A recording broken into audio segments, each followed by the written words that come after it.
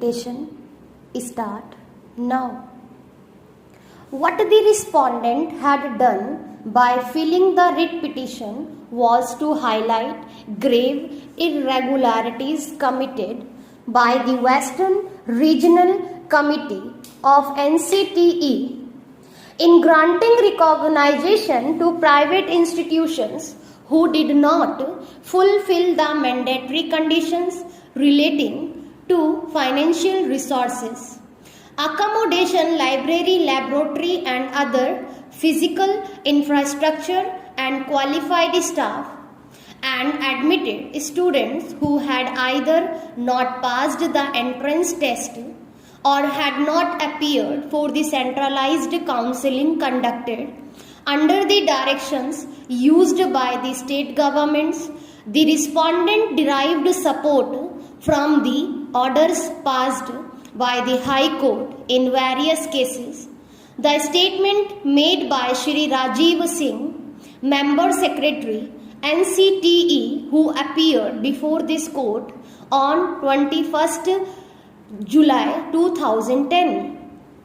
that effective steps have been taken after discovery of irregularities in the grant of recognition to various private colleges in the state of Madhya Pradesh and other states falling within the western region, also gives credence to the respondent's assertion that all was not well with the Western Regional Committee. In the pleadings filed before this court, the appellants have not suggested that the respondent had filed the writ petition to settle score with any institution or with some ulterior motive. Learned counsel for the appellants also did not make any such argument. Therefore, it cannot be said that the High Court committed error by entertaining the writ petition and ordering an inquiry into the allegations of irregularities committed in the matter of recognition and affiliation of self-financed private institutions and admission of the student by such institutions. If the High Court had not ordered scrutiny of the recognition affiliation granted to the private institutions, the irregularities committed by Western Regional Committee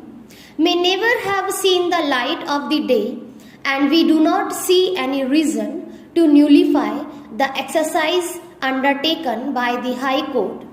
to ensure that the provisions of the 1993 Act and regulations thereunder are strictly followed by the authorities entrusted with the task of granting recognition and affiliation to the institutions and colleges engaged in conducting teacher training courses.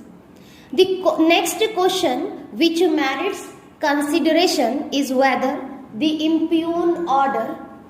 is contrary to the rules of natural justice or alteram partem. In this context,